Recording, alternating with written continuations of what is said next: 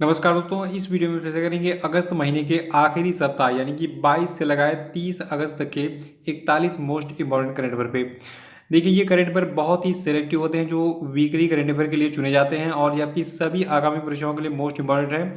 तो इसलिए शुरू से लास्ट तक वीडियो को ध्यान से देखते रहिए और देखिए, इस वीडियो को पूरा देखने के बाद आप इसकी पीडीएफ फाइल भी डाउनलोड कर सकते हैं।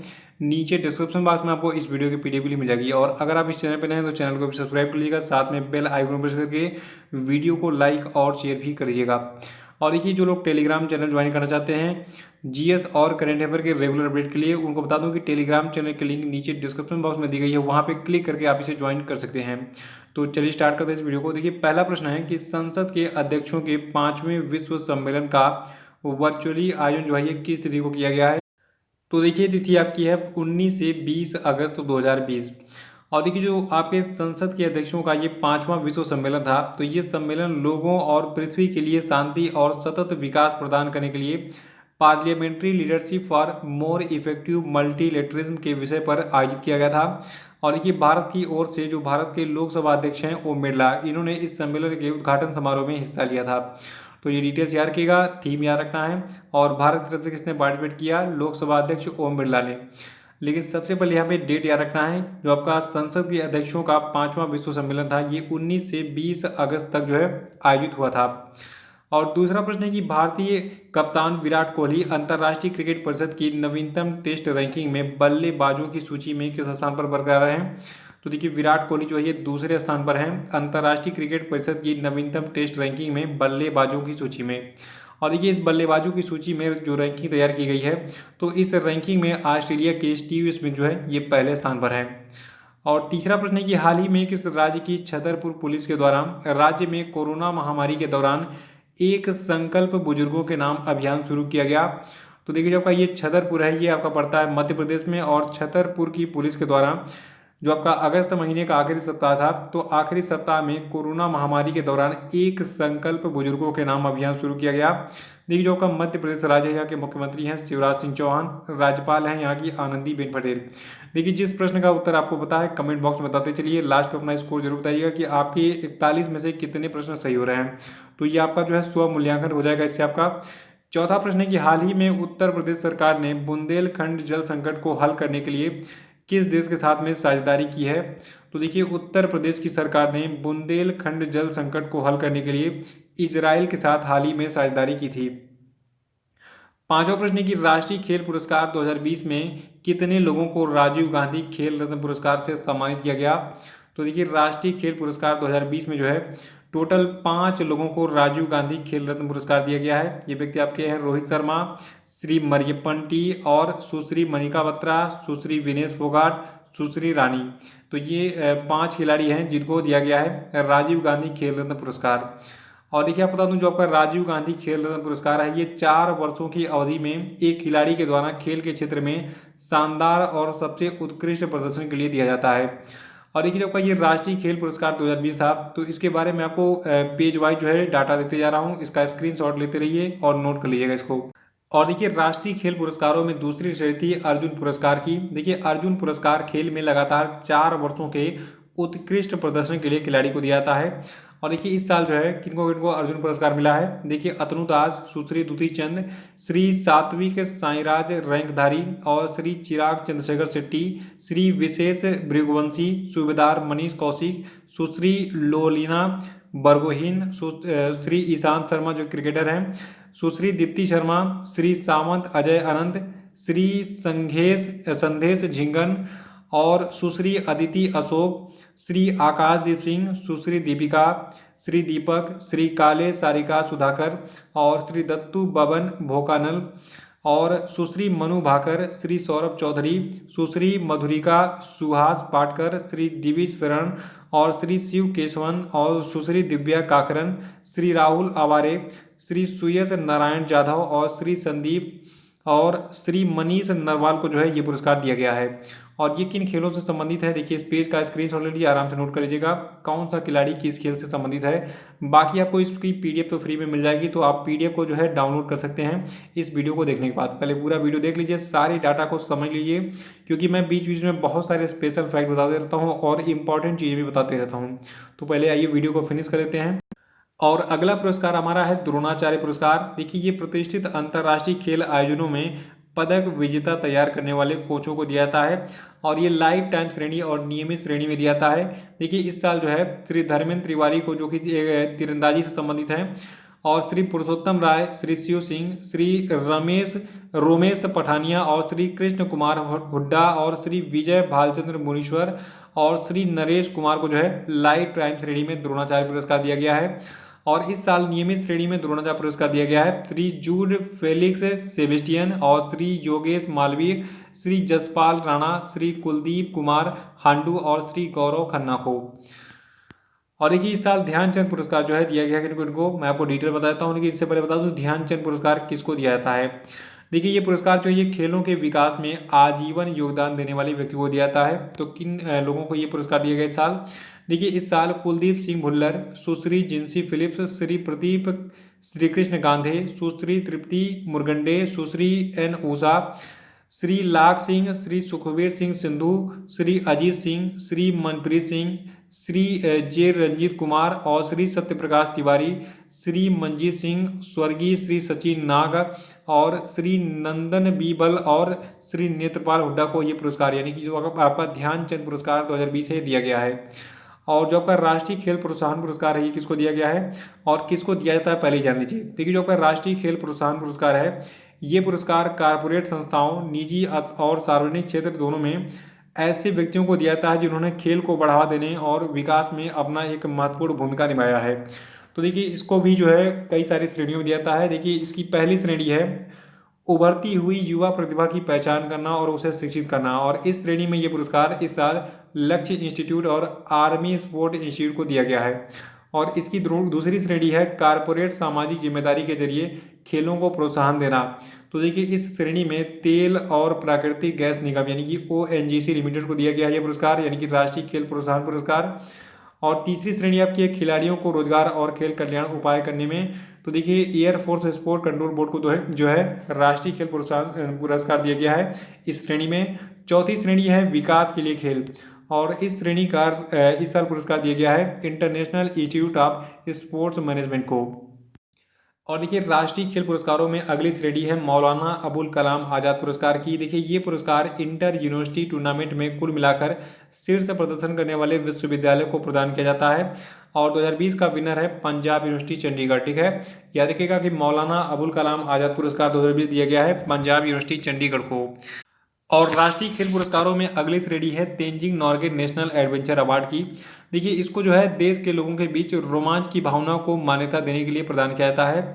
और ये किनको दिया गया इस साल? देखिए इस साल दिया गया है सुश्री अनीता देवी को, कर्नल सरफराज सिंह को, श्री टका तामुत को, श्री नरेंद्र सिंह को, श्री केवल हीरेन कक्का को, श्री सत्येंद्र सिंह को और श्री गजानंद यादव को और स्वर्गीय श्री मगन बिस्सा को। छठा प्रश्न है कि वर्ल्ड स्नूकर चैंपियनशिप 2020 किसने जीता है? तो देखिए वर्ल्ड स्नूकर चैंपियनशिप 2020 को जीता है और रोनी ओसुलिवान ने। यहाँ पे इनकी फोटो आपको दिख रही है। सातवां प्रश्न है कि हाल ही में भारतीय तटरक्षक बल ने किस स्थान पर एक इंटरसेप्टर नाव ICGS C454 का जलावतरण किया? तो देखिए ये प्लेस आपका रहा गुजरात का सूरत। आठवां प्रश्न है कि हाल ही में गोपाल स्वामी अय्यर कस्तूरी रंगन का निधन हो गया, ये क्या थे? तो देखिए जो आपकी गोपाल स्वामी अय्यर कस्तूरी रंगन है ये जो है एक पूर्व क्रिकेटर थे। इनका जन्म 12 अक्टूबर 1930 को तमिलनाडु के चेन्नई में हुआ था। और नौवां प्रश्न है कि टोक्यो ओलंपिक में भारतीय टीम का स्पॉन्सर कौन है? तो देखिए टोक्यो ओलंपिक 2020 में जो है भारतीय टीम का स्पॉन्सर है आइनॉक्स ग्रुप। देखिए कोरोना वायरस के कारण जो आपका 2020 का ये ग्रीष्मकालीन ओलंपिक था, अब ये 2021 में आयोजित होगा और ये जो है 23 जुलाई 2021 से 8 अगस्त 2021 तक आयोजित होगा। लोकेशन रहेगा जापान की राजधानी टोक्यो और इसमें कुल जो है 206 देश पार्टिसिपेट करेंगे ऐसी उम्मीद है। और 10वां प्रश्न है कि हाल ही में किस देश ने अपनी स्थानीय रूप से निर्मित बैलिस्टिक मिसाइल शहीद कासिम सुलेमानी को लॉन्च किया? तो देखिए ये बैलिस्टिक मिसाइल जो है शहीद कासिम सुलेमानी इसको लॉन्च किया है ईरान की सरकार ने। और 11वां प्रश्न है कि हाल ही में भारत के किस अंतरिक्ष मिशन ने चंद्रमा की कक्षा में 1 साल पूरा कर लिया है? तो देखिए पिछले साल जो है चंद्रयान 2 को लॉन्च किया गया था और इस साल अगस्त महीने में चंद्रयान 2 ने जो है टोटल अपने 1 साल जो है चंद्रमा की कक्षा में पूरे कर लिए हैं। 12वां प्रश्न है कि हाल ही में किस व्यक्ति को इथियोपिया संघीय लोकतांत्रिक गणराज्य में भारत के अगले राजदूत के रूप में नियुक्त किया गया है? तो देखिए इथियोपिया संघीय लोकतांत्रिक गणराज्य में भारत के नए राजदूत बनाए गए हैं श्री रॉबर्ट सेठकिटांग। और 13वां प्रश्न है कि आपसी हित के मामलों पर चर्चा करने और सहयोग को आगे बढ़ाने के लिए भारत के विदेश सचिव श्री हर्षवर्धन श्रृंगला जो है ये 18 से 19 अगस्त 2020 तक जो है किस देश की यात्रा पर थे? तो देखिए जो भारत के विदेश सचिव हैं श्री हर्षवर्धन श्रृंगला, ये जो है 18 से 19 अगस्त 2020 तक थे बांग्लादेश की यात्रा पर। 14वां प्रश्न है कि हाल ही में भारतीय रेलवे के किस जोन ने रोल ऑन रोल ऑफ सेवा का ट्रायल रन किया? तो देखिए इस रोल ऑन रोल ऑफ सेवा का ट्रायल रन किया है जो आपका दक्षिण रेलवे जोन है इसने। देखिए जो आपका ये रोल ऑन रोल ऑफ सेवा क्या है? देखिए होता क्या है कि अगर हम ट्रक को अगर किसी सड़क के मार्ग से भेजे किसी टारगेट पर, मान लीजिए हमें गुजरात से भेजना है अपने माल को कहाँ पे, मुंबई में, ठीक है। तो ये सड़क से जाएगा तो रास्ते में कई सारे टोल टैक्स पड़ेंगे या फिर कहीं जाम लगा होगा, तो ऐसे करके इसमें थोड़ा सा टाइम भी लगता है और ऊपर से इसको टोल टैक्स वगैरह देने पड़ते हैं, तो इसका लागत थोड़ा सा बढ़ जाता है। लेकिन जो आपका ये रोल ऑन रोल ऑफ सेवा है इसके माध्यम से क्या होगा, अब जो भारतीय रेलवे है, ठीक है, तो ये अपने मालगाड़ियों से क्या करेगा, ट्रक को सीधे जो है रेलगाड़ी पर ही ला देगा। तो ट्रक ला दिए जाएंगे इसी पर और ट्रक के अंदर जो है माल भर लिया जाएगा। तो इसको जो है अब यहाँ से मान लीजिए मुंबई से गोवा भेजना है तो मुंबई से सीधे ट्रेन पर लगकर आपके गोवा पहुँच जाएंगे। टोल टैक्स का पैसा बचा, जाम में फंसने से ट्रक बच गए और आपका माल भी समय से पहुँच गया। और देखिए इसी ट्रक को वापस जो है फिर वहाँ से माल लाद कर, मतलब वहाँ से जो हमें मंगाना है रिटर्न करके फिर ट्रेन पर ही लाद कर जो है फिर वापस आपके पुराने वाले गंतव्य तक जो है इसको पहुंचा दिया जाएगा। तो ये आपका है रोल ऑन रोल ऑफ सेवा। देखिए आपको बता दूं जो आपका दक्षिणी रेलवे जोन है भारतीय रेलवे का, इसने हाल ही में पलक्कड़ डिवीजन के टोकूर शोरानूर खंड में रोल ऑन रोल ऑफ सेवा का जो है परीक्षण किया हाल ही में। और देखिए जो आपका ये साउदर्न रेलवे यानी कि दक्षिणी रेलवे जोन है, इसका मुख्यालय आपका चेन्नई में स्थित है। ये आपको पता होना चाहिए अगर आप रेलवे की तैयारी कर रहे हैं। 15वां प्रश्न है कि हाल ही में किस राज्य में भारत के सबसे लंबे नदी रोपवे का उद्घाटन किया गया? तो देखिए भारत का जो सबसे लंबा नदी रोपवे है इसका उद्घाटन असम में किया गया है। देखिए जो आपका ये रोपवे यानी कि रस्सी वाला जो ये मार्ग है, ठीक है, तो इसकी टोटल लंबाई है 1.8 किलोमीटर, जो कि ब्रह्मपुत्र नदी पर गुवाहाटी और उत्तरी गुवाहाटी को आपस में जोड़ता है। ये कुछ इस प्रकार से दिखता है, यहाँ पे फोटो आपको दिख रहा है। 16वां प्रश्न है कि किस राज्य सरकार ने जनजातीय बच्चों को उनकी मातृभाषा में पढ़ाने के लिए अभी हाल ही में नमत बसई कार्यक्रम चलाया? तो देखिए इस नमत बसई कार्यक्रम को चलाया गया केरल राज्य की सरकार के द्वारा जनजातीय बच्चों को उनकी मातृभाषा में पढ़ाने के लिए, वो भी ऑनलाइन। और 17वां प्रश्न है कि तेंजिंग नोर्गे राष्ट्रीय साहसिक पुरस्कार 2019 किसे दिया गया है? तो देखिए जो आपका ये तेंजिंग नोर्गे राष्ट्रीय साहसिक पुरस्कार 2019 था, ये दिया गया है विंग कमांडर गजानंद यादव को। और गजानंद यादव कौन है?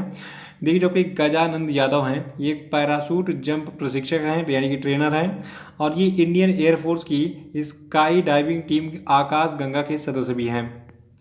18वां प्रश्न है कि कौन सा देश जैविक खेती करने वाले किसानों की संख्या के मामले में पूरी दुनिया में पहले स्थान पर है? तो देखिए जो अपना भारत देश है ये जैविक खेती करने वाले किसानों की संख्या के मामले में पूरे दुनिया में पहले नंबर पर है। देखिए भारत को जो है जैविक किसानों के मामले में पहले स्थान पर रखा गया है और जैविक खेती के तहत जो आपका क्षेत्र है इसके लिए जो है 9वें स्थान पर रखा गया है भारत को।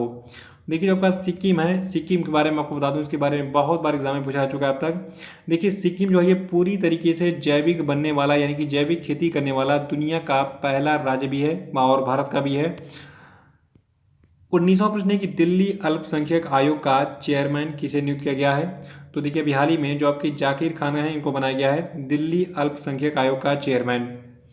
और 20वां प्रश्न है कि who painted my lust red पुस्तक को किसने लिखा है?